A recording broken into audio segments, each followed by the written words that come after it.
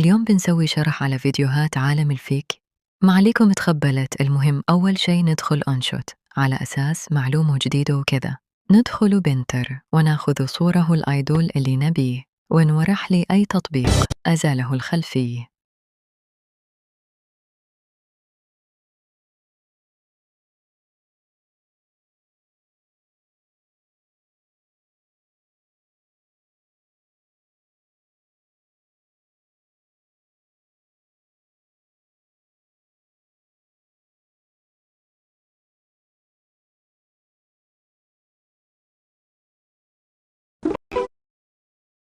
وهسا من صدق نروح لانشوت.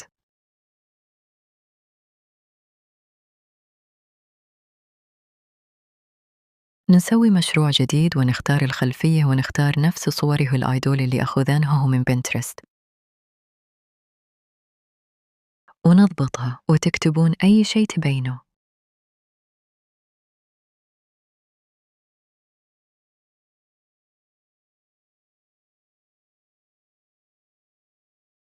وتحطون الخط اللي تبونه، وأهم شي تنسخون الكلام اللي كتبت وتحطوا خلفه وتخولون لونه أبيض مثل اللي بسويه.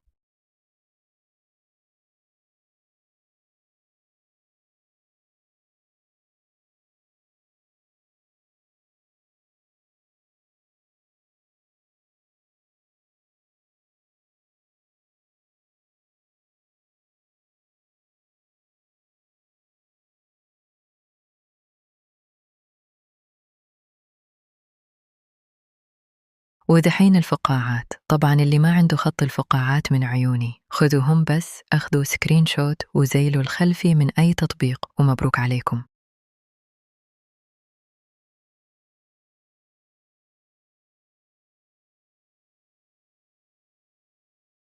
دحين الزغرفة هلا تانية، وهذه هي.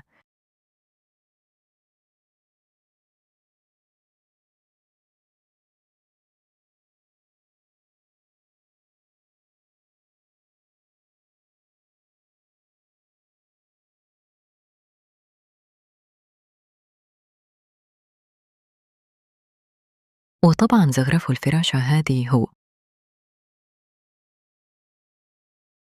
والحين نروح لكوكل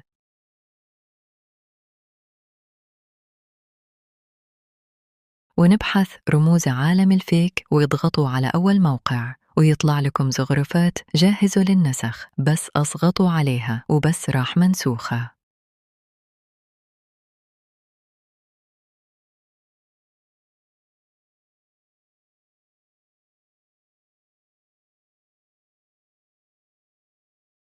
الحين نضيف الفيديو اللي نبي نصمم عليه، لأن هذاك كان مقدمه، بس أدري بتنصدمون، بس عادي النتيجة وتكون بتجنن. ويجيني واحد راسه مربع يقول تصاميمكم سهلة.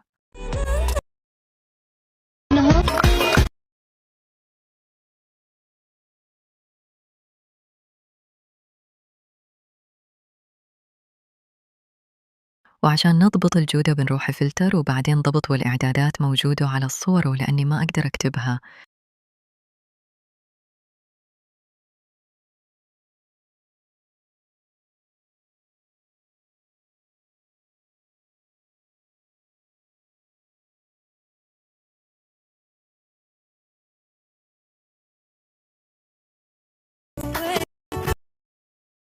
وهسه نضيف الجدول الخاص بيكم وتضغطون دمج والباقي على الشاشة. هيا.